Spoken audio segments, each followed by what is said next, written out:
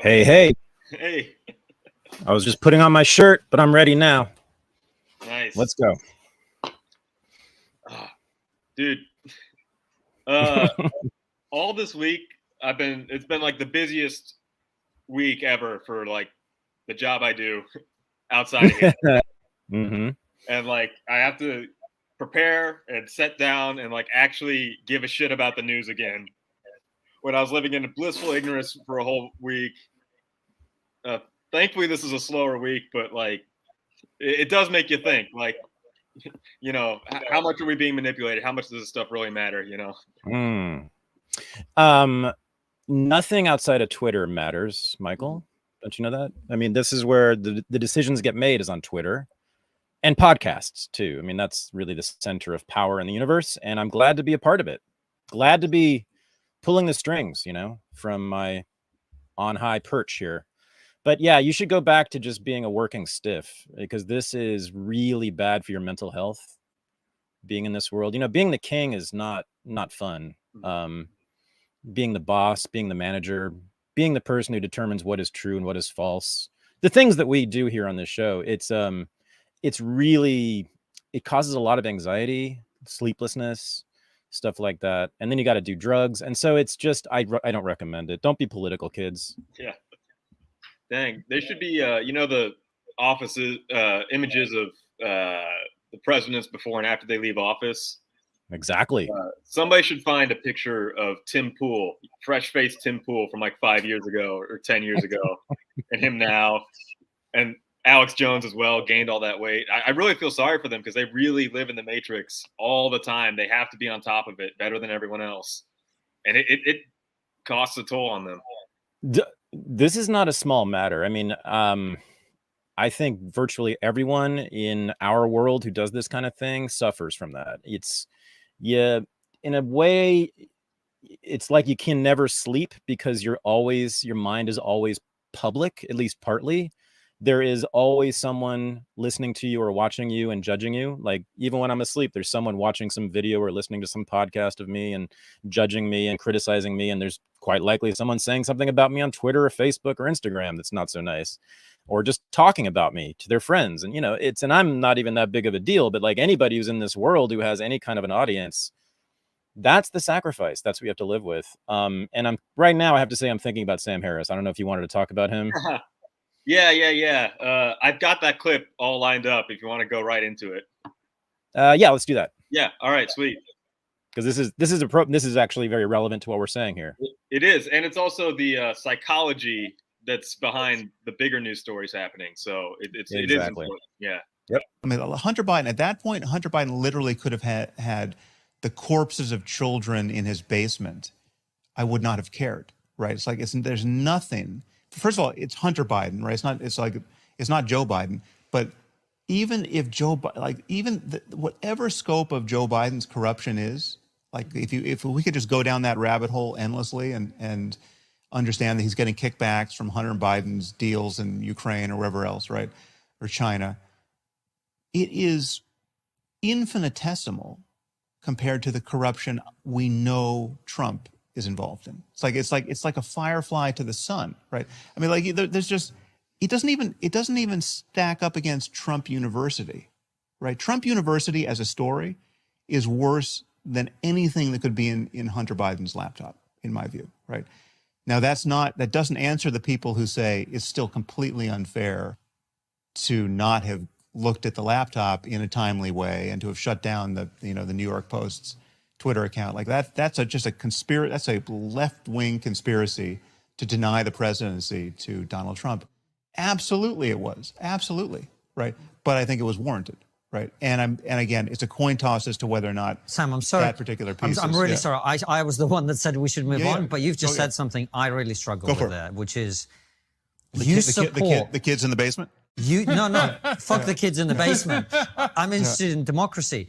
You're saying you are content with a left-wing conspiracy to prevent somebody being democratically re-elected as president. Well, no, I'm content. Well, but the thing is, it's just not left-wing, right? So Liz Cheney is not left-wing, right? Liz Cheney is You're doing content with everything a in her power. conspiracy to prevent somebody being democratically it's not elected. but there's nothing conspiracy. It's not. It was a conspiracy out in the open. But it doesn't matter if it was. It doesn't matter what part's conspiracy, what part's out in the open. I mean, I think it's like if people get together and talk about what should we do about this phenomenon. You know, if it's like if there was an asteroid hurtling toward Earth, and we got in a room together with all of our friends and had a conversation about what we could do to deflect its course, right? Is that a conspiracy? You know, like some of. Okay, so I am very conflicted about this because anybody who's followed me for a while knows that I have major issues with Mr. Sam Harris, just intellectually and politically. I have zero personal beef with him. I've never met the guy. He has declined to appear with me on a show. His own fans have asked him to debate me, and he has said no publicly in his own show. So, I mean, I have some reason to have some animosity toward him, actually. And he's criticized me a little bit publicly. Nothing terrible. Nothing below the belt, I don't think. Almost everything out of his mouth has rubbed me the wrong way for about 20 years now, since his first big book, which was right after 9/11. This is just the latest example. I mean, I have evidence of him, not evidence there. He supported eugenics. I mean, he's very excited about eugenics on his own show. If anybody wants to see that transcript, and I can send me an email at thad@unregisteredproductions.com, and I will happily send you that transcript of him talking about how eugenics is awesome. Now, I also tweeted this thing out, this latest statement of his about basically, conspiring to rob Trump of the election. I hesitate, though, to jump on, to pile onto him, because people have been saying over the last 24 hours that this clip will end his career. And first of all, it probably won't. And I don't want it to at all. In fact, I think that would be a terrible tragedy for him. But I think for everyone, I hate this culture we have of pointing to a clip, a 2 or 3 minute clip, even though I think in this case, it's totally warranted what's being said about it. But still, like, the guy, even though I disagree with virtually everything he's ever said, he's got many, many books. He has written and spoken millions of words. And to end someone's career as an intellectual, I don't think anyone's career as an intellectual should ever be ended. I always want to hear what people have to say, regardless of whether I agree with them or not. So I don't know. I mean, it's weird. I just don't like being. So I've been on the other end of this, of course, as people know. Not too long ago, people were saying it's the end of my career based on what I had said in some 2-minute clip on a podcast, and I received thousands of death threats and all the rest of it. So, I'm very sensitive about this. I'd like to live in a culture, I guess, among intellectuals in which we don't do that. Even when we hate what we hear from someone else, we don't try to attack them and try to end their career or even affect their career. I want Sam Harris to be rich from talking, from writing, from doing podcasts, from writing books. I want him to be successful. I want him to have an audience even. I think what he said, even though it is, again, I disagree with most of it, it is important. It's important to know how people like him think. And I want to have the debate with him. I wish he would debate me. We can even call it a discussion. I just want him to talk to me and to others who have very different views on things. But yes, Sam Harris represents a way of thinking among a particular group of American intellectuals and British intellectuals that stems from the new atheist movement that I think, and I've thought about this for a very long time, and I've studied them for a very long time, is fundamentally authoritarian. It's not quite fascist, although I think if you gave Sam enough rope, he would end up hanging himself with fascism, because he's very attracted to authoritarianism, which ends up looking a lot like, when you draw it out to its logical conclusion, looks like a kind of technocratic fascism, I think. I don't think he's thought through it enough for it to be fascist. Fascism is a very complicated system. He doesn't understand politics, much less fascism, enough to be a fascist, but his instincts, I think, are thoroughly authoritarian and very much in line with a lot of fascists and even some communists. Historically, I mean, he's right there. He's calling for, suppression of speech to nullify an election. I mean, to choose the right candidate. That's as authoritarian as it gets. But let's think about this. Think about the rest of his thinking, his major ideas. So he's very famously came out against Islam right after 9/11. And I think it's important to understand that Sam Harris was not political. He has said this, by the way, this is not me. He has said that he was not political at all, didn't think about politics until 9/11. Now, you got to worry about someone who became political because of 9/11. That's going to skew their views of politics in a particular way, which is what happened with Sam Harris. He saw this and thought, oh my God, these people flew airplanes into a building and killed 3,000 people. Of course, if you just take things on the surface, which is what he usually does, you will be horrified and assume they're just psychos and they must be dealt with. They must be killed, destroyed. And that's the end of the discussion, right? And that is a very reactionary, primitive take on politics. He wrote a whole book based on this, because they did this crazy thing. And that's, by the way, how Sam Harris almost invariably describes ideas that he doesn't like. He calls them crazy or psychopathic or delusional. Listen to those words when you listen to him. It's a mantra. He repeats those words over and over again. He very rarely presents an argument. He often just says, well, that's just obviously delusional, psychotic. Therefore, we must go to war with Islam and drop nuclear bombs on them, which he has said. I mean, he supported the Iraq War, the Afghanistan War, the drone war, the war on terror generally. He wanted intervention with boots on the ground in Syria.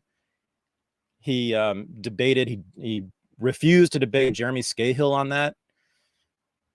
He's never met a war against Muslims that he didn't love.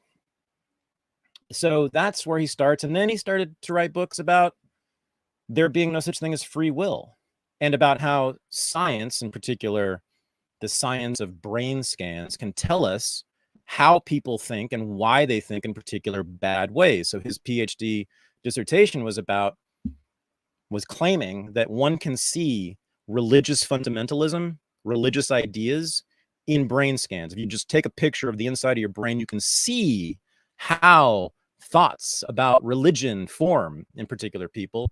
This was all debunked totally, and brain scans are no longer taken seriously by most people in cognitive science, cognitive psychology. But if you put those together, right, if you think that there is no such thing as free will, that people are sort of acting according to some predetermined destiny, and that science can ascertain who is good and who is bad, well, what are you left with? You're left with the conclusion that we must have rule by scientists.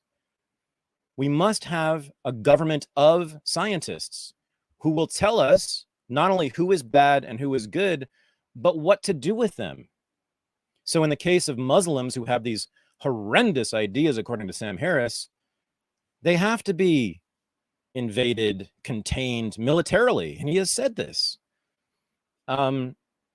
If you find out that a certain number of people in your population have brains that are wired, he believes, toward crime and irrationality and violence, well, then we need to know from the scientists who to put into prison or who to kill. So this is why, I think that if you listen to him, you'll hear him say this basically, and this is why he complains about the demise of experts. And in this very podcast, there's another clip from that podcast which I tweeted out, in which he talks about how the problem with people like Trump is that they don't listen to experts, and that the followers of Trump are diminishing the power and credibility of experts in our society, which for many of us has been one of the best things about the Trump era, is that these old experts running old institutions have lost their credibility for many, many reasons. COVID is just one of them. Russiagate's another one. So there is a very authoritarian tendency in his thinking. And you can see this in this podcast he did about eugenics a couple of years ago, in which he is presented with, he didn't know the history of eugenics. It was brand new to him. Someone on his show had written a book about it. And the guy's presenting the history of eugenics, and Sam Harris is just thinking, he said, well, that's interesting. He never once says it's a bad thing. He says, in fact, well, I understand that, you know, forcibly sterilizing someone is not so nice, but what if we could just give them a pill? If there's a woman who's predisposed to giving birth to a kid who's deaf or has some genetic deformity, why don't we just, he said, why don't we give them a vitamin pill? The state should force them to take a pill that will sterilize them. I mean, he says this. Can I say something about the history of eugenics here? Going back to your defense of free speech and everything with Sam Harris, I love the guy too. As an intellectual, I like, it's just music for me. Like, some people are heavy metal musicians. Some people play the kind of music that I don't like, but I'm glad that he's playing. But with eugenics, I live in a college town, and some of our streets were renamed because there are these old streets that are named after great professors, great scientific accomplished people from our university, and they were all eugenicists. But like any serious scientist from 100 years ago was a eugenicist. And that line of thinking, that scientific line of thinking, has not gone away. It's just become politically incorrect because the Nazis were eugenicists. And so we don't talk about it anymore. Correct. Yeah. And therefore what? We should, therefore it's correct. The eugenics is right. Correct. I think the taboo around eugenics should be broken, and I think people should be allowed to talk about it seriously. And that's something that the dissident right was big on as well. And to some extent, we all practice eugenics in some way. Like, we all want to find the most attractive partner, right? We all want to put the best genes out there in the future. We all have our preferences about what our children should be like, and we all have our preferences about what society should be like. How far you want to take that and what policies you want to do is another question. But whenever I see the word eugenics being used as a pejorative, to me, it's really intellectually lazy, or it's just, it's part of this anti-Nazi hysteria that we're in, to just completely dismiss that word and to dismiss the whole history of science. Right. To marry someone with a high IQ because you want to have children with high IQs, that's eugenics, and there's nothing wrong with it at all. It might be wrong, by the way, but it's quite likely correct. But it's, regardless, there's nothing wrong. I don't think anyone would think there's anything wrong with that. What Sam Harris endorses in this podcast I'm talking about and elsewhere is state mandated forcible sterilization of women who have been determined by courts to be genetically inferior. That's what we're talking. That part of eugenics is what he endorses. So now that I would like to take seriously and listen to that and take those ideas seriously, but I also sure as hell want to reject it completely as public policy. But but your points are excellent. Yes, I agree. Sorry, I didn't want to cut you off too much. You were saying you had the podcast about eugenics, or? Oh, no, I mean, I got my points out, I think. Yeah, I mean, I was just going to say that I think these are all connected. I think if you look at Sam Harris seriously as an intellectual, and each argument he has made on these various issues over the years, I think to a lot of people, they don't seem to fit together. They're just sort of like, he has a thing about free will, he has a thing about Islam, he has a thing about eugenics over here, thing about science, generally scientists, and he's into scientism. You know, he believes that science is the pathway to truth. That's the other major Sam Harris argument. If you put them all together, you get one of my argument is that if you put all those points together, you get an authoritarian politics. And that's exactly where he ends up often. He takes authoritarian positions against free speech, for censorship, for basically rigging elections, which is what this was, for eugenics. So ironic because, the new atheist movement used to be the free speech liberals. They used to be the Islam is authoritarian. It squelches free speech. Liberal values are the best. That includes complete open debate about anything and everything. Theocracies are wrong because they squelch speech, and here we are. Yeah. Now the expert opinion must be the only opinion that's allowed. Well, it's funny. And here we are not really talking about Islam anymore. 5 years ago, this was everybody's concern. That was during ISIS and the beheadings and setting people on fire. Well, what happened was that Obama started it and then Trump finished it. They went in and they just literally killed everybody in ISIS. just about, I mean, on the ground. And they stormed those cities, Raqqa and Mosul, which ISIS had held, and had these horrific, bloody ground battles. They were leading Syrian and Kurdish troops there, but it was U.S. forces who were leading this, directing it, organizing it, and they just murdered everybody in ISIS, which, to me, it's not a terrible tragedy. I mean, I would like to know how many civilians died in that. But anyway, I mean, ISIS was wiped out, and Al-Qaeda and what's his face, Bin Laden's number 2 guy, Zawahiri, was just killed by the U.S. So, radical Islam is not doing well. I mean, they'd managed to put a knife into Rushdie, which we're going to talk about. But that's about it. There haven't been too many terror attacks in recent years. And so people have stopped talking about it. So this huge fear, this boogeyman for people like Sam Harris has kind of disappeared, and they're not talking about it anymore. It's just not an issue anymore. They're worried about the irrationality of Trump voters. They're worried about white supremacists and white nationalists and all that stuff. More phantoms to concern yourself with. Yeah. So the next time some Muslim does some bad thing, they will be once again concerned about it. And they will immediately tell you that the reason that the guy stabbed Rushdie is the Quran. That's Harris's first argument, is that the ideas that lead one to stab an author come from that book, from the original ideas, the founding ideas, the foundational ideas of Islam. And by the way, we are definitely going to teach a course on the Quran at the Unregistered Academy.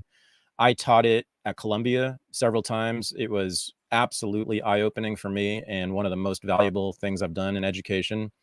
We're going to read that book, and I'm going to say this.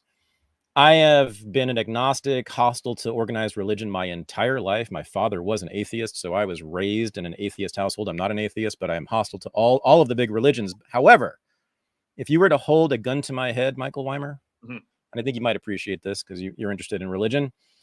If you held a gun to my head and said, you must choose one of the big 3 monotheistic religions, I would unhesitatingly choose Islam. Islam is definitely, it's not perfect. And I'm talking about the Quran. I'm talking about the original texts here. I'm talking about the Quran versus the New Testament versus the Torah. That text is my favorite of the 3 for sure, in terms of what it allows me. There's actually sensual pleasure in it. There's actually some sex in it. There's actually some freedom in it. Women do much better in the Quran, ironically, than in the Bible. They have much more power, much more freedom and privileges in the Quran, which is, people are surprised by that, but it's absolutely clear. Everyone should read it. It's not hard to read. It's easy to understand. It's fun to read, actually. And so we're going to teach that soon. And people will know that the problem is not Islam. The problem is not the original ideas. And the stuff that Harris focuses on, these sections of the Quran on jihad, basically justifying certain forms of violence. Most people reading it, most Americans, most people listening to this right now would agree with me that what they say about that stuff, about taking vengeance against one's enemies, we're all with it.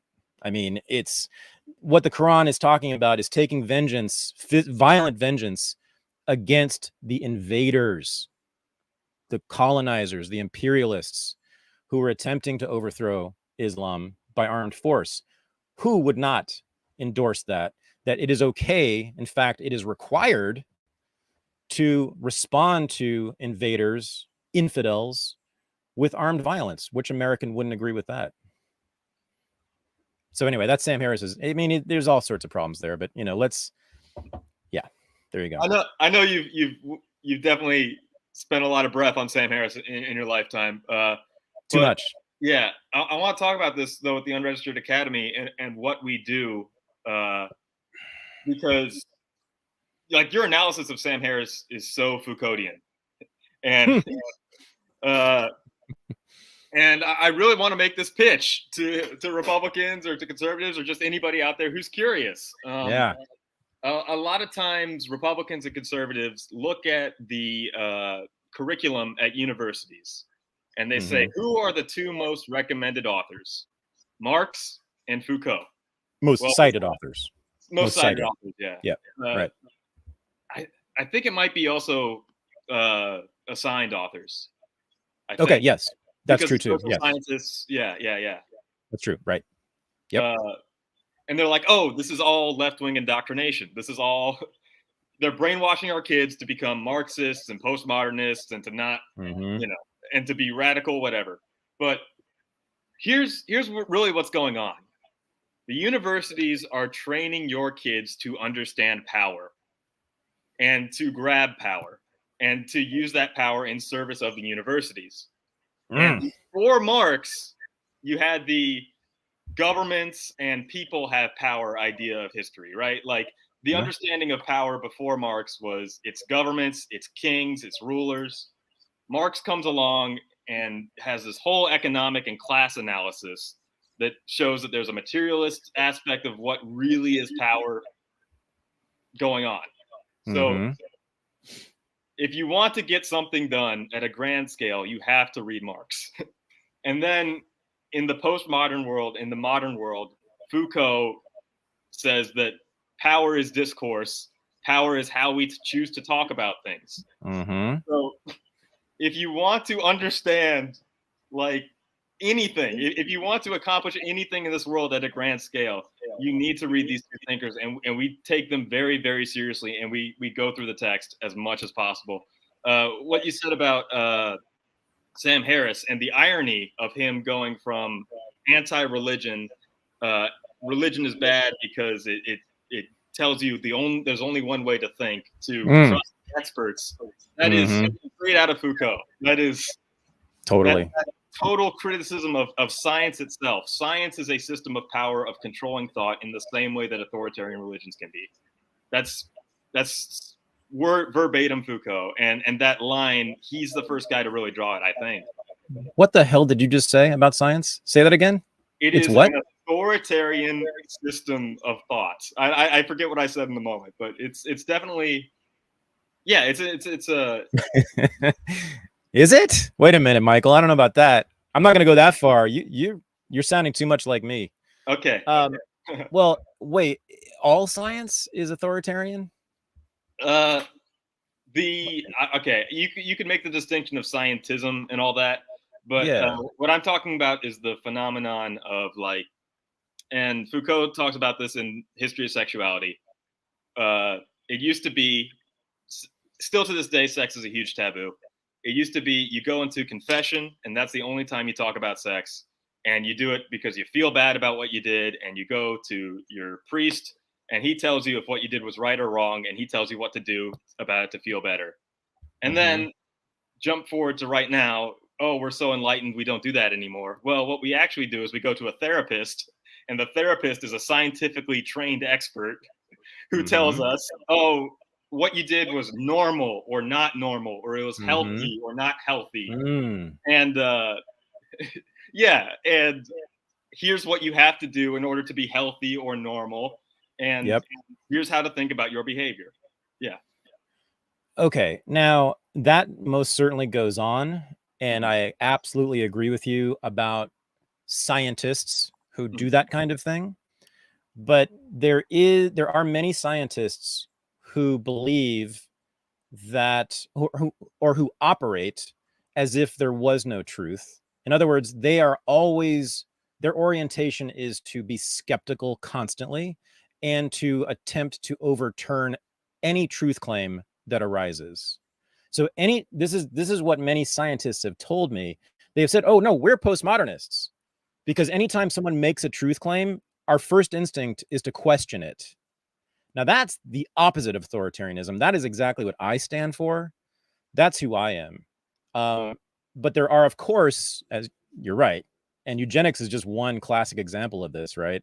Of scientists making essentialist truth claims about human beings, and then saying, yeah, this can't be overturned. This is just the truth. You were born with these characteristics that are innate, and therefore there's no discussion to be had about it. And now we just have to figure out how to manage you in society with these particular characteristics, some of which might be really bad for society. So we have to manage you in very punitive ways, controlling ways.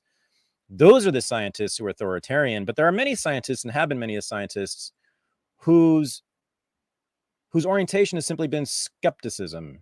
And that, to me, skepticism and curiosity, those are the two highest values for me. Those are the greatest things a person can have.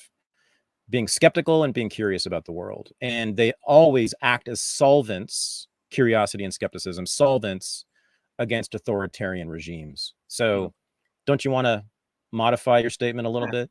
Eric L. says in the chat that the scientific method is not authoritarian. Right. Well, maybe it is, though. You think Let's so? think about that. Yeah. Well, it can be authoritarian, not the method itself, but the belief that the method will necessarily arrive at truth, which is that Sam Harris. Yeah.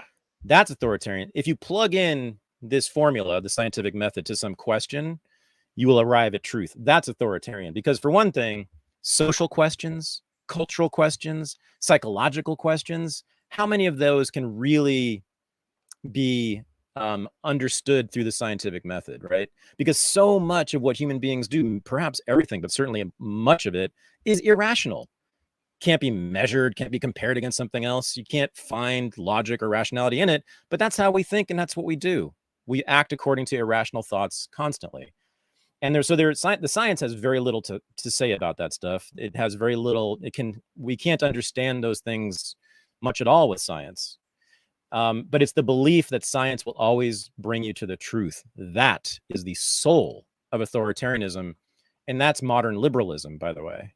Modern liberalism, and we've seen this during COVID, right? That's the belief undergirding modern technocratic liberalism, is that trust the scientists, trust the experts. They'll tell you the right thing to do. And we found out otherwise. Yeah.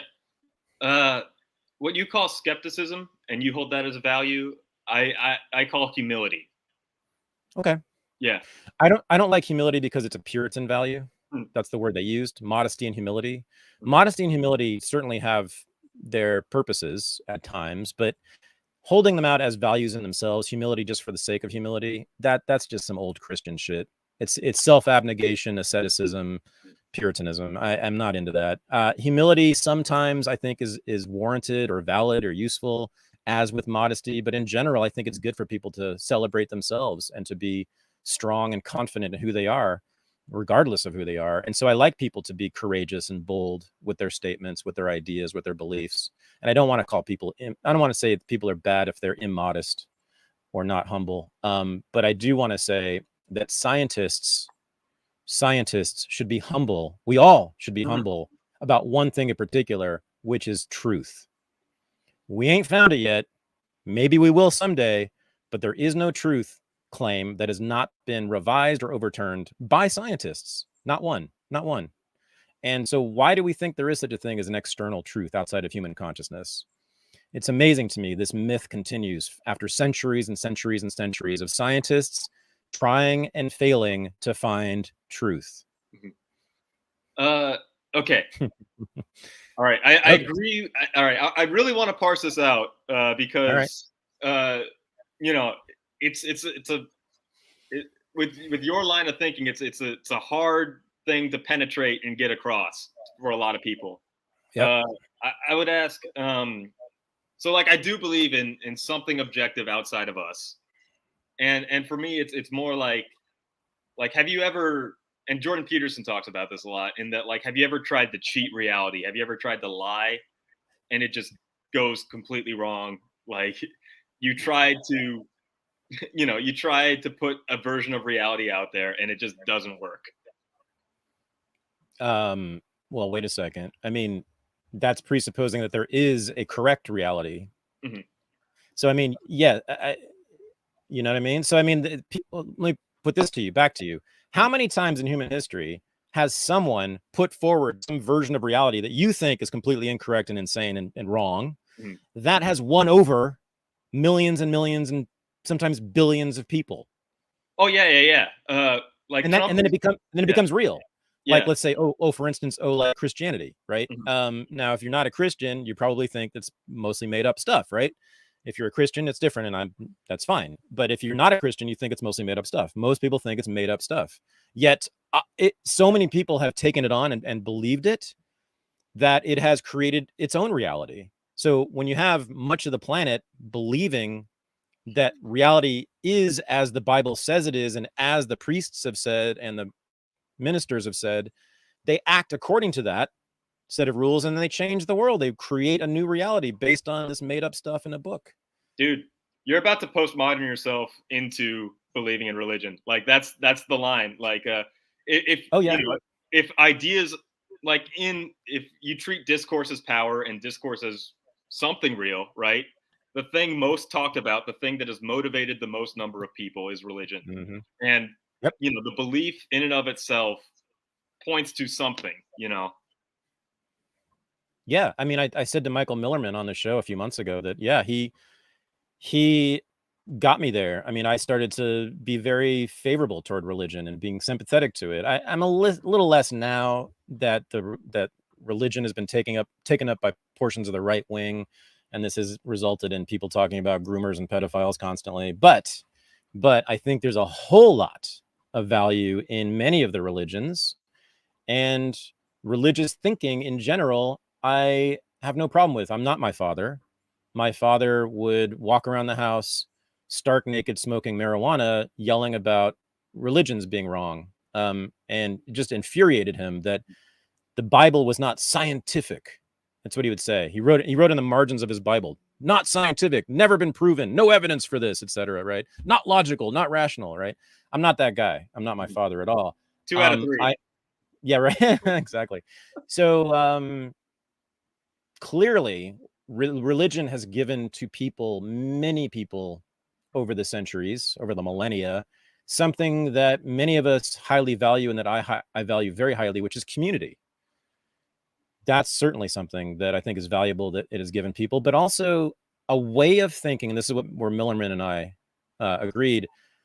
It tends to be a way of thinking that is holistic, that takes account of all the experiences of human beings.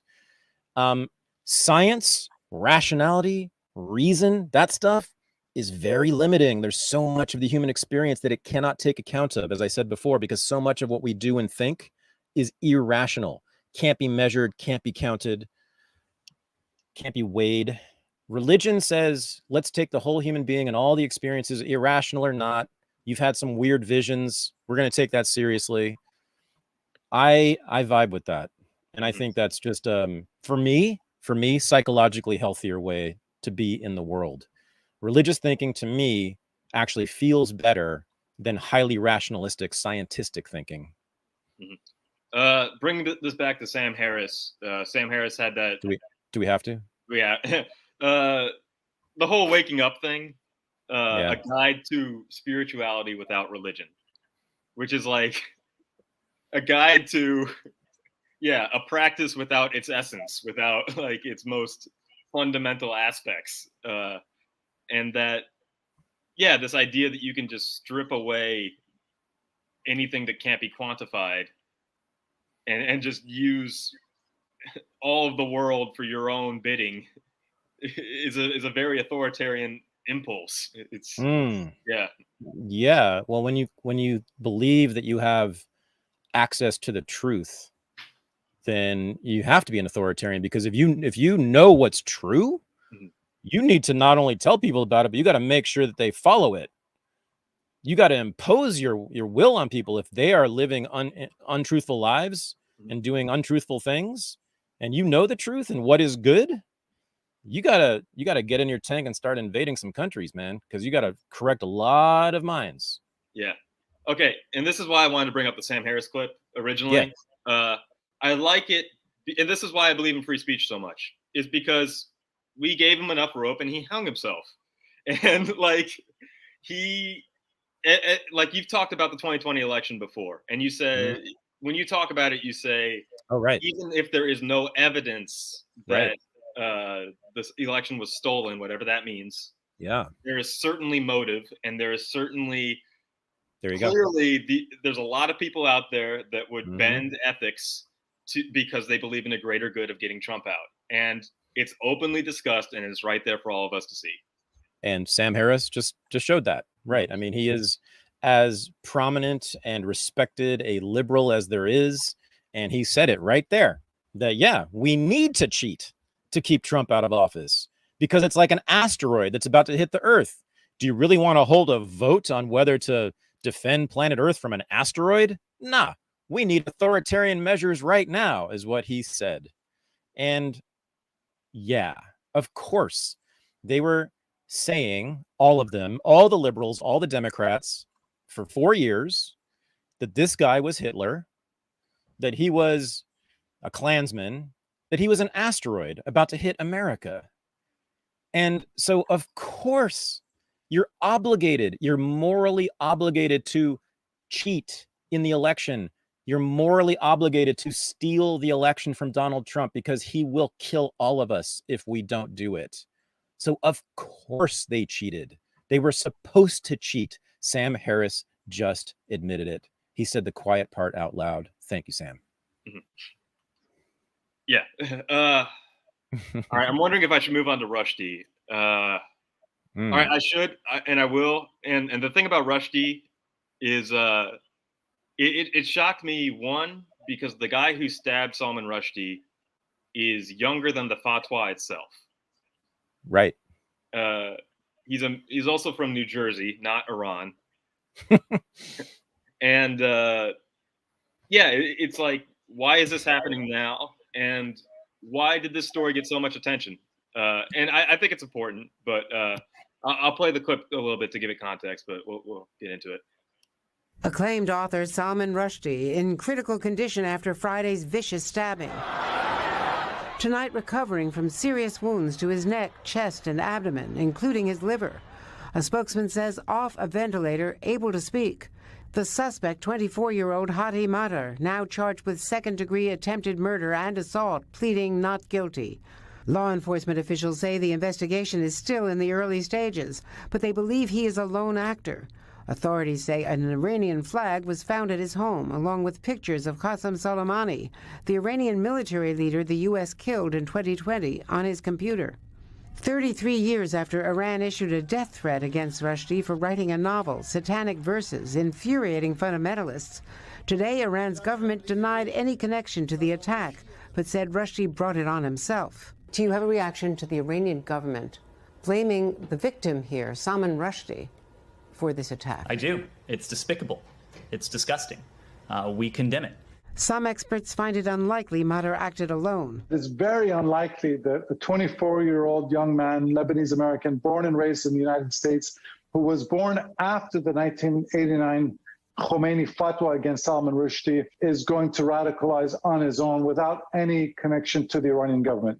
And now concerns about a possible copycat threat after noted author J.K. Rowling tweeting about Rushdie, horrifying news, let him be okay. A user replying, don't worry, you are next. Rowling saying police are involved. The U.S. just charged Iran with trying to kill former Trump officials in Washington, making the attempt to kill Rushdie even more alarming. Oh, my goodness. That's regime propaganda if I've ever seen it. What part of it? Oh, just... For me, this is a freak attack on Rushdie. And for me, I think it's entirely possible that a 24-year-old could be online all the time and have no social connections and find some meaning in executing a religious order. Sure. I can totally see him acting alone. And to me, this is total regime propaganda to make us scared of Iran. He had to be working with the Iranian government. They're trying to kill Trump officials. He's had a picture of a general on his computer. So that was shocking. And I think this is how it's being framed in the mainstream just a little bit, that it had to be Iran. So it's a little nuanced though. So there is currently, and has been for quite a while, a debate within what we call the establishment. And let's just say it's the foreign policy establishment, meaning the people who make decisions about foreign policy in this country, about how hard to go on Iran. And so the Democrats for quite a while have wanted to be a little softer on Iran, and as with the mainstream Republicans, MAGA, of course, comes along and says, no, we must nuke them into the Stone Age immediately. And so there's been a fight between the two of them. Now, none of them are sympathetic to Iran. None of them want to make the current Iranian regime the dominant player in the region, but they have differing strategies to deal with them. So that's what Andrea Mitchell says out of her. And by the way, I cannot believe she's still going. When I was an intern for the Associated Press on Capitol Hill. She was there. This is in 1988. She was already a veteran reporter for NBC at that time. Anyway, whatever Andrea Mitchell says, meaning the mainstream media, they're always going to be triangulating between the competing factions of the establishment and trying to figure out like what the middle point is, right? Exactly what the establishment wants them to say.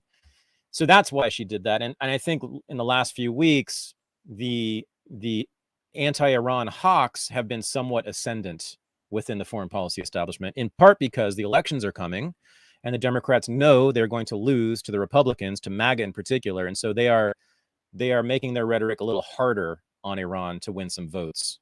At least they're trying to. But yes, no, this guy, I have no reason to believe. Why would he need to have help? He just had a knife. Anybody can get a knife. Anybody could show up to that talk. There was clearly no security. It was just a room full of old people. I've given many talks, by the way, in rooms exactly like that. You know, I've given talks at senior centers many times. It's pretty terrifying to live in a world in which it's not entirely safe to say controversial things on a stage. And if you are someone who has ever said controversial things on a stage, or you would like to say controversial things on a stage in the future, you need to stand up right now. And you need to say, you know, we're not going to do this. We're not going to tolerate this.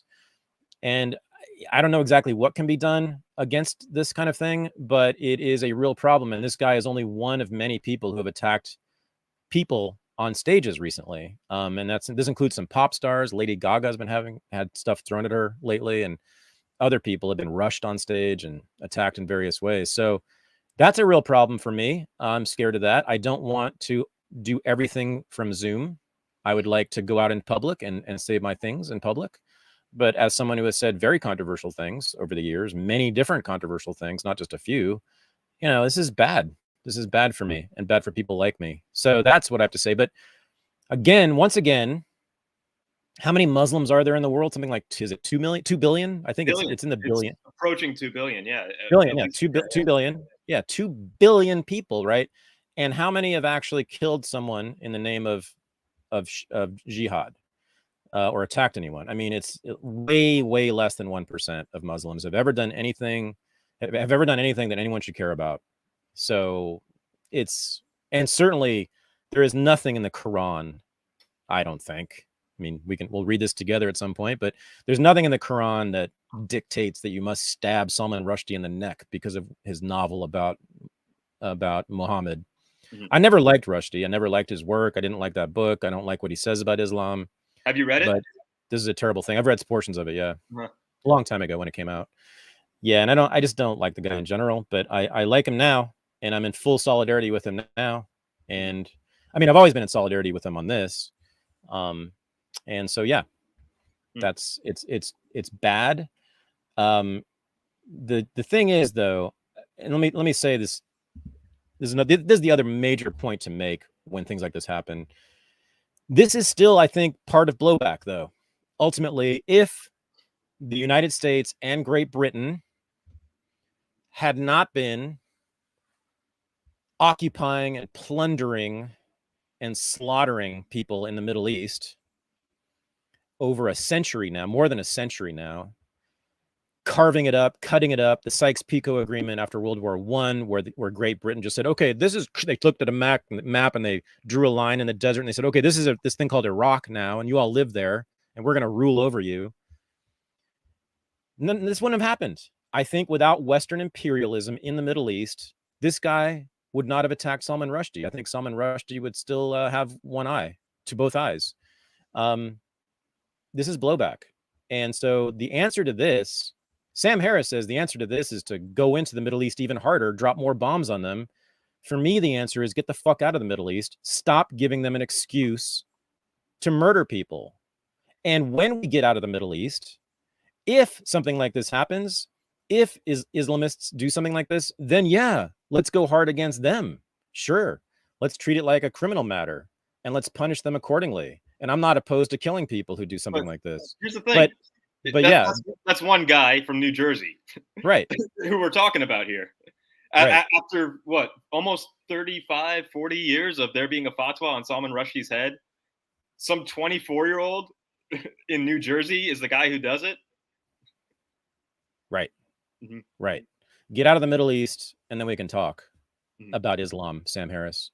Pull the troops out of the Middle East, pull the bases out of the Middle East, stop propping up authoritarian regimes like the Saudi government, and then we can talk about the problems of Islam. But until then, I don't want to hear it, because those people do have reason to be upset with people in power like Salman Rushdie in the West. And again, none of that justifies attacking him. But I do understand the beef that people in the Middle East have with people like Salman Rushdie, making fun of their religious leader. It's like making fun of Jesus is making fun of Muhammad, right? How many MAGA Christians would be fine with someone writing a book making fun of Jesus Christ, right? When you're writing this book and you're part of a country that has been oppressing and colonizing and destroying the place where you're from. I mean, I get it. Blowback makes sense to me in this case. So again, let's pull the troops out and we won't have any more Salman Rushdie affairs. I'm just like anticipating clipping this episode and getting it out on TikTok and Instagram and all the Muslim followers we're going to get after this episode. You're good. Yeah. Good. Allah Akbar. Yeah. Inshallah. Yeah. And man, I think that's, yeah. But Sam Harris, this is the thing. Like when the story came out that Rushdie got stabbed, I was like, wow, liberals are for free speech again. All of a sudden, magically, liberals care about being able to say whatever you want again. The same people who want Julian Assange locked up forever, the same people who want, the complete shutdown of all MAGA people are unanimously 100% for free speech again, which is just weird. Like they got nostalgic when this happened. Well, I mean, it just shows you they're not for free speech. They're for free speech for people they agree with. I mean, if you're critical of a religion if someone's critical of a religion that you hate, then yeah, you want free speech for him. If someone tries to run for president using speech, you're not for free speech for him. So yeah, I mean, they're hypocrites and they're not free speech people at all. Never have been. I mean, Sam Harris has made a career out of calling particular ideas insane and psychotic and pathological and all these things, which are discrediting.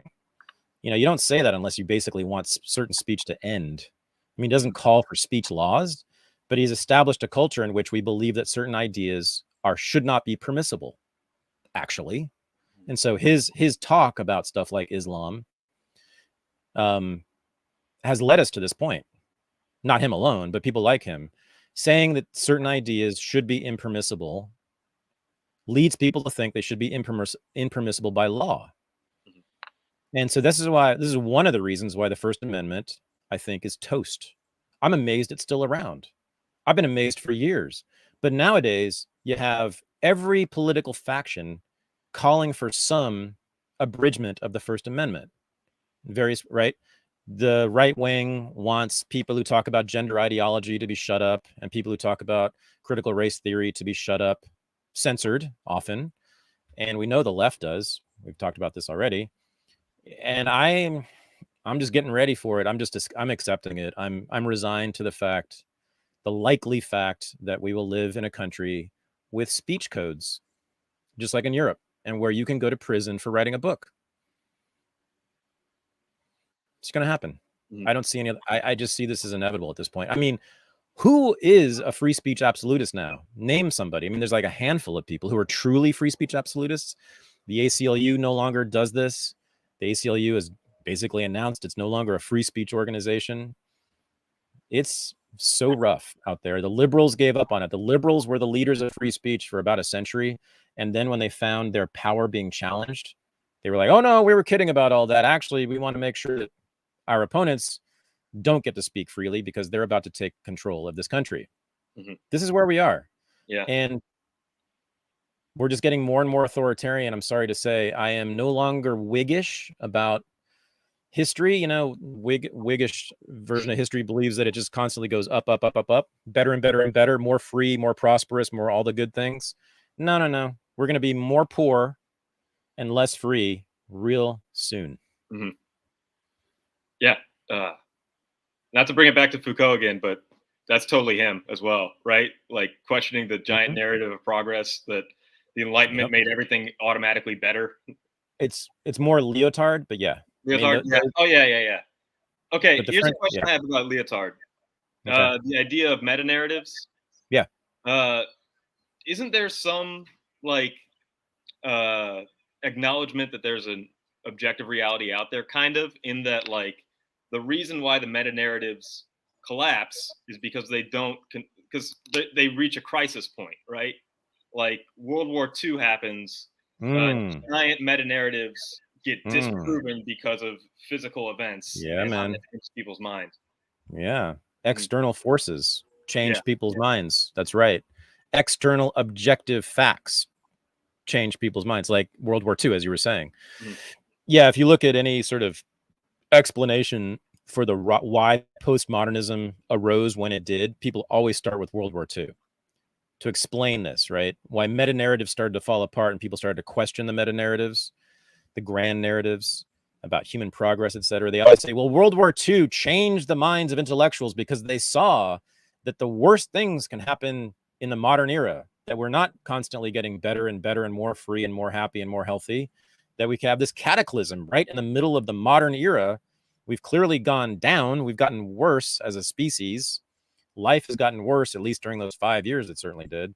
And so we must question this. But that was external facts on the ground. You're right, that there is an acknowledgement, seems to be an acknowledgement of an external reality outside of human consciousness.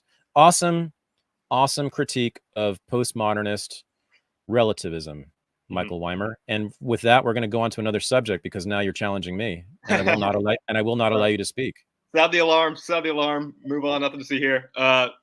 This episode's called "The Death of Democracy" because Liz Cheney got taken down in the primaries. So that's too bad. Yeah, I'm sorry about that. She's such a great person, and I love her dad too. Her dad's a sweet guy. God, that video they put out with him, with Dick Cheney speaking to the camera with his cowboy hat on. Whew. I mean, the dude just looks like trouble. He just looks like he's going to shoot you in the face. You know, there's a lot of things that come to mind when the Cheney family gets brought up, and Liz Cheney also. One thing that doesn't come to mind is Wyoming. No. I mean, this has been shown. I mean, that's why people voted the way they did. What did she lose by 40 points or something insane like that? 2/3 voted for her opposition. Yeah. 2/3 at least. Yeah. Yeah. And her opposition, I've seen that woman speak many times on the War Room. You know, I mean, she doesn't have a whole lot of commercial appeal, let's just say. You know, it's that you could be beaten that badly by her is saying something. Yeah, I mean, this is great. Let's depose the Cheneys along with the Bushes. We got rid of the Bushes finally, thank God. Next up, the Clintons and the Obamas. Let's clean house. Almost no one in this country is passionate about that ruling class. I mean, even Obama, I think people are starting to forget about him. No one really cares about Hillary Clinton. No one really cares about Joe Biden, the Cheneys, the Bushes. Yeah, let's go. Let's get rid of him. Is the empire up? Is it over? It might be. We'll see. If MAGA takes power, which it probably will, the American empire might be at an end. And this is why, for 6 years, the CIA, the FBI, and the New York Times have been conspiring against Trump, because they understood that that's where it would lead. Even though Trump wasn't always anti-empire, right? Certainly not. But he was skeptical enough of the empire that he's created a whole movement of millions and millions of people now, separate from him, who definitely are opposed to the American empire. If you look at the rhetoric of all the MAGA candidates who are running for Congress now, like Joe Kent in Washington, that guy is as anti-war as Ron Paul. He's as anti-war as Noam Chomsky. He has given some of the best anti-war speeches I've ever heard an American politician make. And they are all like that. Blake Masters in Arizona, same thing, totally anti-war. All the MAGA candidates, they talk about endless, needless wars. Endless wars, needless wars in the Middle East and around the world that we should not be sending our sons to fight and die in. This is their mantra. and no one takes it seriously. Even Michael Tracy, when he was on my show, like didn't believe this. He sort of challenged me. He said, no, they don't really believe that stuff. They're gonna have just as many wars as anybody else. It's just not true. I mean, this is consistent. If you spend 5 minutes listening to Steve Bannon, he will mention endless, needless wars and calling for bringing the troops home. So that's a great thing. We'll see what other damage MAGA does to our society, but that will be a very positive outcome of their victory. Mm-hmm. Yeah, the Trump phenomenon, like, I probably agreed with Sam Harris about his Trump derangement syndrome through 2015 and 2016, in that the points he raises on their own, without any other context about the corruption of the Clintons or the corruption of his opponents, just take on face value Trump's corruption. It's there. This guy is not squeaky clean, although he's been investigated by the FBI for 6 years and they haven't found a crime to pin on him. So maybe he is squeaky clean. But he's a shady character, always has been. And before he got elected, I was just as skeptical of him. But he took down the Bushes with Jeb Bush, and he took down the Clinton. And that is possibly the greatest accomplishment that any politician has ever done in my entire life. Might be the single most pivotal thing in American history is ending these legacies in the American empire. Totally. He beat a Clinton and a Bush. That's right. That's the exacta. That's winning the exacta in American politics. That's picking two winners like that, or two losers. Yeah. No, I mean, this has always been Trump's great value, is that he has pulled the rug out from under the establishment. You know, he's called into question all of their precepts, their norms. He acts differently. He talks differently. He calls into question their institutions, like NATO, like the FBI, like the CIA, like the Pentagon, like the New York Times. Yeah. And so he's got a whole country, or half the country, wondering for the first time, gee, maybe the New York Times doesn't tell the truth. Maybe the FBI is not a force for good. Maybe we don't need to be a part of NATO. That alone, this is the first time Americans have had these questions in large numbers. Before then, by the way, before 2016, before Trump, the only people who raised questions about those things were hard leftists. The only people who raised any questions about NATO or the FBI or the New York Times were Marxists and socialists and radicals, like that, left-wing radicals. Well, now it's half the damn country, and many of them are right-wing and conservative. This is interesting times. All the severe, like all the staunch leftists, the principled ones that I follow, are saying, like, guys, just because you hate Marjorie Taylor Greene, just because you don't like the way she talks, does not mean that the FBI is a good thing. And you need to stick to your principles. And man, a lot of the leftists, I feel like, are kind of jealous of MAGA in that they've actually struck sincere, actual blows against the empire in ways that leftists could only dream of. And they've been effective at tearing down these institutions. 100%. They were, before that, they were envious of Ron Paul. Ron Paul created and led the first anti-war movement since Vietnam. I mean, anti-war people are almost all Ron Paul people these days, or Trump people. It ain't leftists. And in fact, leftists and certainly liberals tend to be pro-war.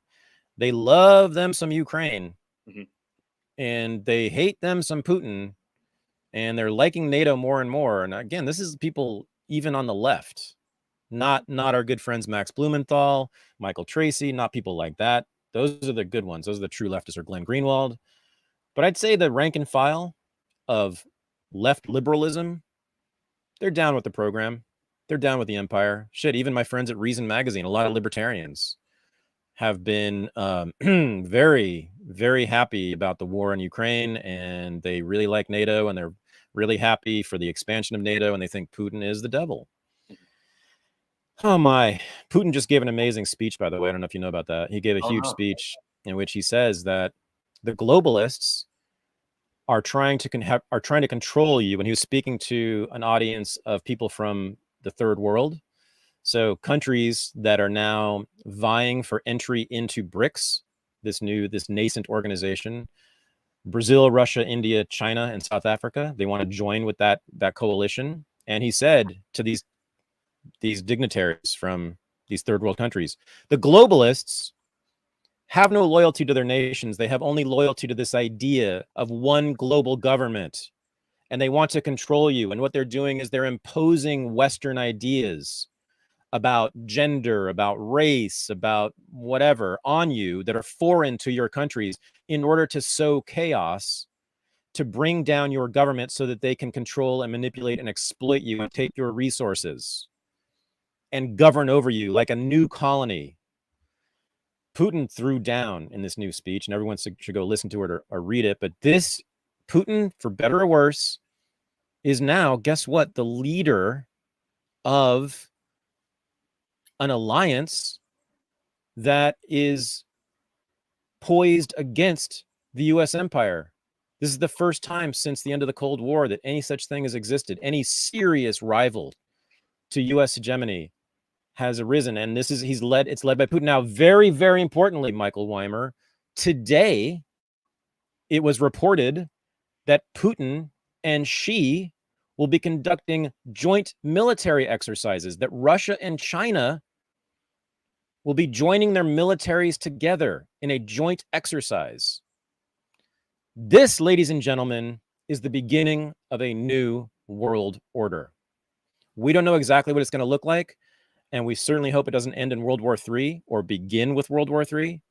But we now have two massive, extremely well-armed alliances facing off against each other.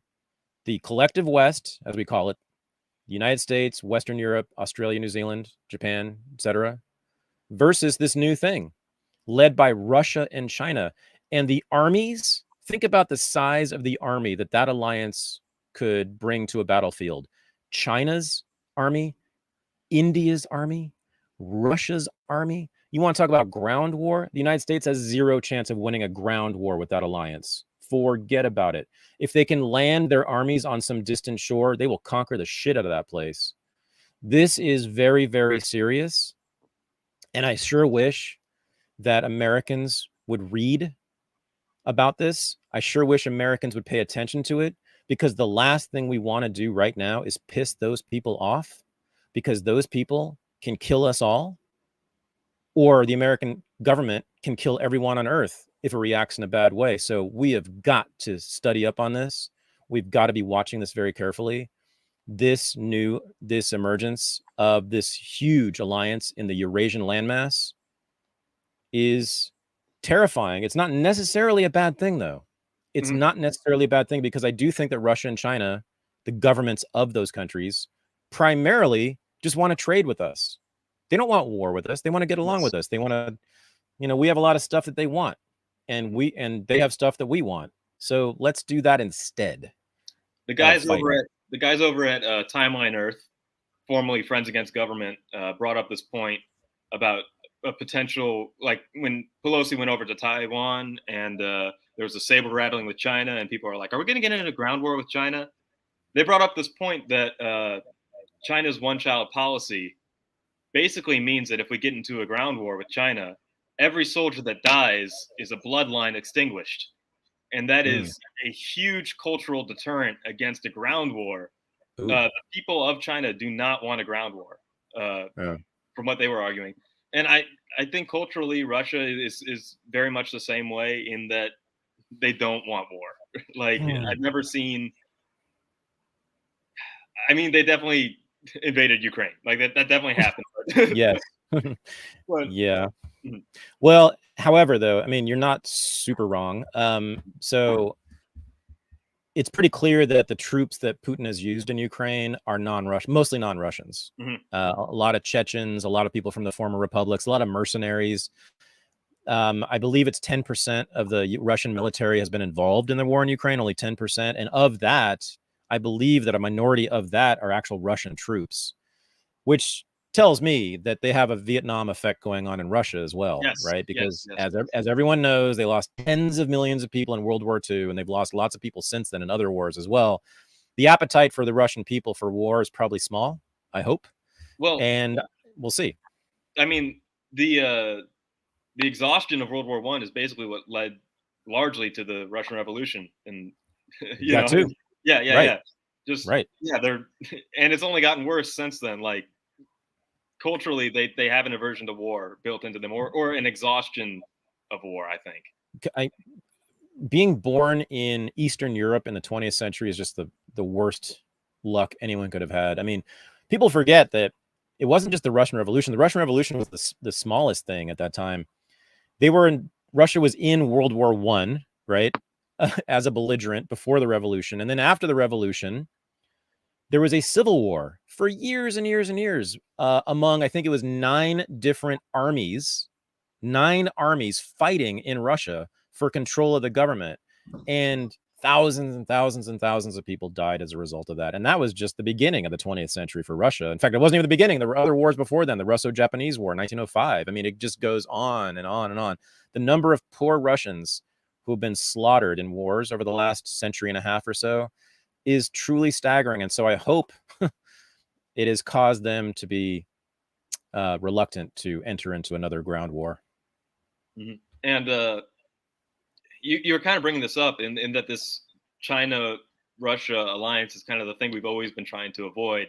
And we talk about the geopolitical position of Iran is basically all of their advantages are due to what we've done in Iraq.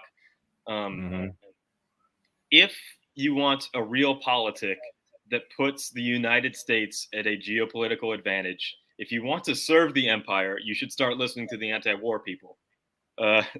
You don't exhaust your resources.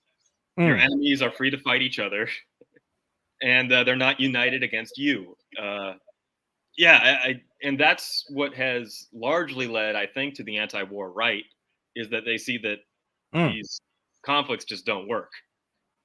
Well, they exhaust the nation state, and the right loves the nation state. They valorize the nation state. They want it to be healthy and strong. The nation. And foreign wars, especially imperial foreign wars, they sap the strength, energy, and resources and lives of the nation. And this has been proven. I mean, we've seen this again and again. It started with Rome, and then we saw it again with Great Britain, and now we are seeing it with the United States of America. We saw it with Spain, with France, with Belgium, with Portugal. All those countries declined as a result of their colonial holdings and the wars that were required to maintain those colonial holdings. And now it's America's turn. Should we jump ship before it goes down? Yeah. Man, what does Bannon call the elites? Like the post-national elites, or the like they have no national alliance. He always says transnational. Yeah. Steve Bannon doesn't like anything that's trans. No, I mean that. Think about it, right? So that's the true conservative position, right? Transgender is transcending traditional categories of gender, and being transnational, you're transcending the boundaries of the nation state. You know, these are things, traditional gender categories and the nation state are things that conservatives hold dearly. And so anything that's trans, they don't like. So transnational. So that's his mantra, is that the CCP, the Chinese Communist Party, is a transnational criminal organization. That's what he says about it.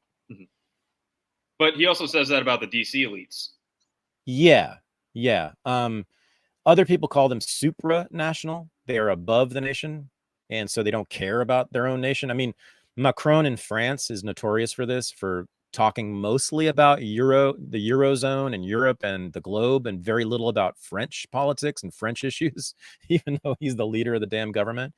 So yeah, I mean, clearly these guys in office, in leadership positions in the West, in the United States, and in Europe, they have their eye on a bigger prize than just national glory. They're trying to create something that is global and that is controlled by them. And this is exactly what Putin called out in his speech. So there's this leftist criticism of the boss, right? Like, if you don't pay your workers enough, they'll have no money to buy stuff. So why don't you pay your workers well? I have the same feeling about Western leaders. Like, what's the long game here? Like, none of you have allegiance to your own country. So all of your countries are collapsing at one rate or another, and you have loyalty to this globalist project, and there's no solid foundation to build this project on. This is going to sound weird, but I think this is true. I blame Julia Child. Okay. So Julia Child, and I know this because my mother is one of these people. So Julia Child, first of all, she worked for the OSS during World War II. I think that's maybe not coincidental, but Julia Child in the 1950s and 60s began this TV show in which she taught Americans how to cook French food. Prior to that, Americans ate food out of cans. They ate shitty American food. They didn't know how to cook. No one cared about food. All of a sudden, people were like, oh my God, the French really know food. They really know how to cook. These people in this other country, this place in Europe, right? So it was signaled to them that the European way of life, the French way of life, the other way of life was sophisticated, elegant, elevated, better than the American way of life. The people who watched the Julia Child show and got into French food and French cooking and all this stuff, they tended to congregate, guess where? On the coasts, in the big cities, and they tended to be very educated, tended to be wealthy, and they tended to be very powerful people. And they believed that to be cosmopolitan, to be of the world, not of American. By the way, these people never would have an American flag anywhere near them. Not because they hated America necessarily, but they just thought it was gauche, right? To be of the world, a citizen of the world, who we've heard this, right? To be a citizen of the world, that's the highest thing you can be. And so to be ensconced in, limited by, trapped by your own nation is just kind of gross to them. And I do think everything's cultural at bottom. This is why they hate Walmart. This is why they like make up these things about Walmart being bad for labor and bad for the environment. They just don't like what they sell. They think it's tacky. It's working class. It's what the grubby Americans go and buy and want. We want better things. We want beef bourguignon cooked by Julia Child or cooked by ourselves. We want to go to fancy restaurants that feature food from all over the world. So globalism began as a cultural movement among the American elites, is my thesis here, Michael. Mm-hmm. And I think that what they want is a world in which we are all sitting at a very fancy dinner table, having French food and Indian food, and that's it. But they need to control that. And the problem is that a lot of people don't want that vision, or they're uninterested in the vision. And so they had to get in their tanks and they had to drive them all over the world and force people at the point of a gun to have French food with Julia Child, to be cosmopolitan, to be worldly, to be a citizen of the world. I really think that's at base. That's what it is. They think that people who live like that are superior to those who don't.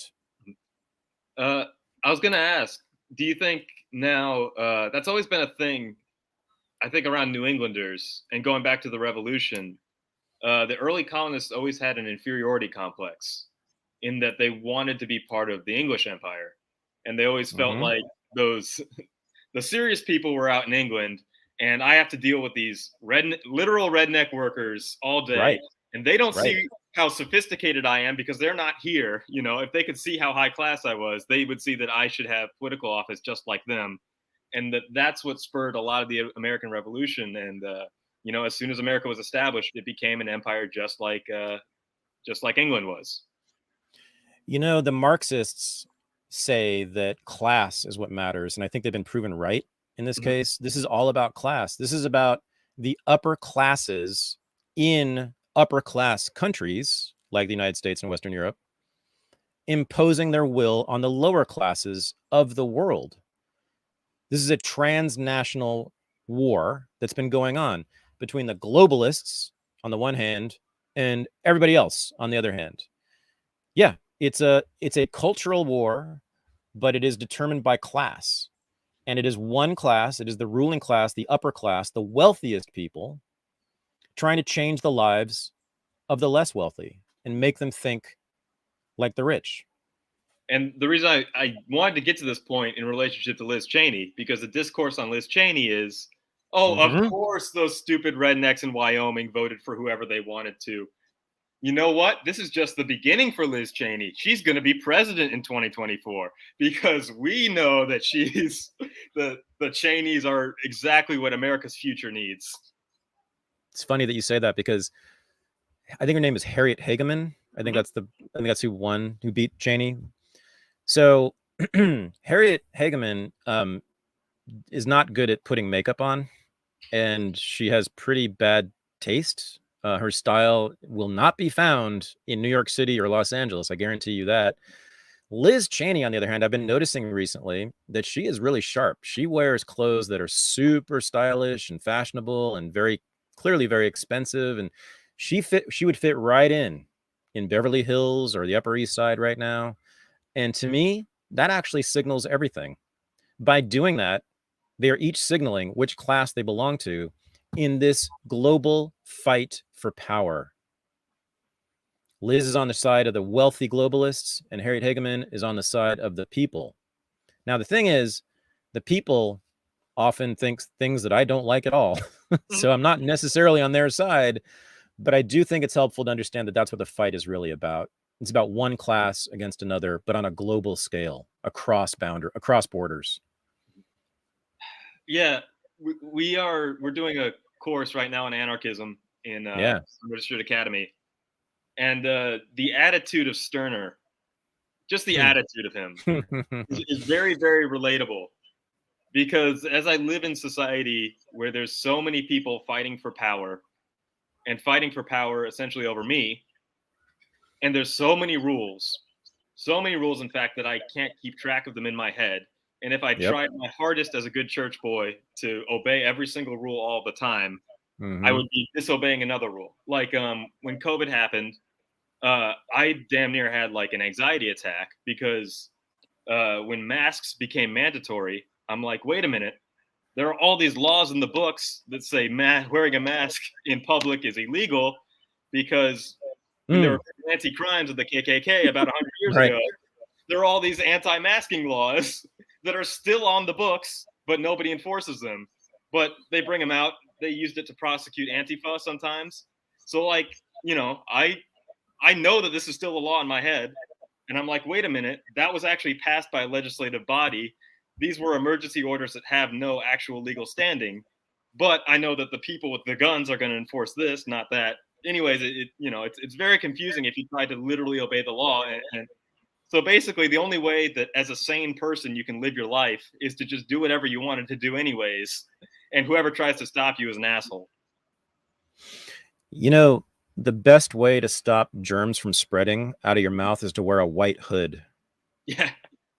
A mask is not good. A mask is not good enough. You need a white hood, and it needs to be pointy on top because the germs go upward after when you breathe, and so it gets trapped in the top and it becomes, neutralized there. So go out. Everyone should go out. I mean, the people who really are concerned about COVID, I recommend that you go out and get a white hood with a pointy top on it, and you wear that with little eye holes in it. That will make you and your fellow citizens safe. Mm-hmm. Yeah. Stirner says that all the rules established by all the different regimes, whether they are capitalist regimes or socialist regimes or populist regimes, they are rules established outside of you. He calls them foreign laws or foreign rules because they are not of you. Now, the thing is, people make mistakes, Stirner said, all the time. They think that those laws and rules are for them, and so they adopt them and they abide by them, or they even try to enact them. But he says, no. There's only one rule, only one ruler. That is you. That is you. So live according to your own rules. And as I said in class, Max Stirner, he vibes with me. Mm-hmm. I like that guy. People have been telling me for years and years that I was a Stirnerite, but I'd never read him before. So having read him for this class, I was really blown away. I was like, wow, I dig this cat. He's my kind of thinker. Mm-hmm. Totally. I want to advertise Unregistered Academy as much as possible because unlike a lot of other online universities, we actually have a product. Right. We actually meet every week. We actually discuss. We actually have a very, very strong, vibrant community of incredibly curious people. It's, I've had some of the best educational experiences in my lifetime. I'm incredibly privileged and thankful, but this is, up there with the best of elite education you could ever get because everybody who's there wants to be there. Oh, yeah. Oh, God. It stomps the shit out of any Ivy League classroom I've been in, and I've been in many, because as you said, everybody wants to be there. Everybody's completely motivated. Everybody's really curious about what we're studying. Everybody's really smart. It's Oh yeah, I mean, honestly, what we're doing is so much better than what you'll find at Harvard, and that's true for, by the way, Justin Murphy's school, Michael Millerman's school, same thing. They're way, way, way above the best normie universities in terms of educational quality. Yeah, I love it. I love it, and I love our people, our community, and we get to say whatever we want. Best of all, we get to teach things. We get to teach things that are not allowed in the regular universities. We get to say things that are not allowed.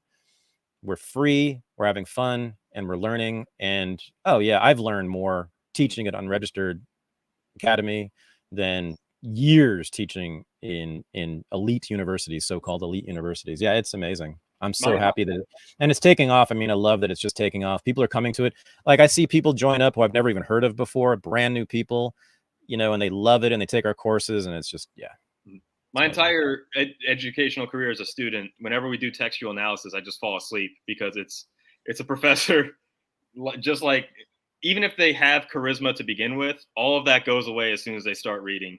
And that does not happen in a registered academy. Like, we are debating literally every sentence, and everybody has their own interpretation in real time in the chat. And it's made me a faster reader and a much smarter and more engaged reader, I believe. Like, now I do believe, after doing this for a year or two, like, I could read anything and have fun doing it, in that, like, I'm creating an argument one way or another, and actually having fun engaging with it. So if you just want to be smart, you know, you gotta get in the ring with other smart people. You know, steel sharpens steel. It's the only way to do this. No matter what you want to do in life, you got to be with a community of people who are just hungry to learn. Damn, my life's work is done, brother. That was beautiful to hear. Should we let people know where Unregistered Academy is, or should we keep it a secret? I mean, here's the thing. I don't like to advertise because I want to attract smart people. And smart people should be able to Google the words Unregistered Academy and see, or type unregisteredacademy.com and figure that shit out for themselves. Like, if you can't figure out how to sign up for something, you just told them where it is. You just told the rabble, the riffraff, where the damn thing is. Unregisteredacademy.com. Why would you tell them that? Exactly. Yeah. We wanted to keep it a club of the smart people. No, everyone should go to unregisteredacademy.com right now. Join us in class. Check it out. And then also we have the Unregistered Weekend in Chicago with Curtis Yarvin, and we just added 2 superstars to that bill. You'll see it on the poster soon, but they are coming. Curtis Yarvin and and Michael Weimer will be joined by Ben Burgess and Batya Ungar Sargon. And we are going to have just a feast of ideas and all sorts of debates. Ben and Batya are very keen to debate Curtis on his major concepts, and they're as good as it gets on that. And this is shaping up to be super exciting. And there are more people we're inviting who are going to come. It's going to be an intellectual fiesta. Can't wait for it. So go to unregisteredacademy.com. You'll see the bill for Unregistered Chicago right there. You can buy tickets. And we're limiting it because we want it to be an intimate gathering. So those tickets, they're scarce, and I recommend getting some tickets now. And I'll see you in Chicago, hopefully. Yeah. What else? Patreon.com/unregistered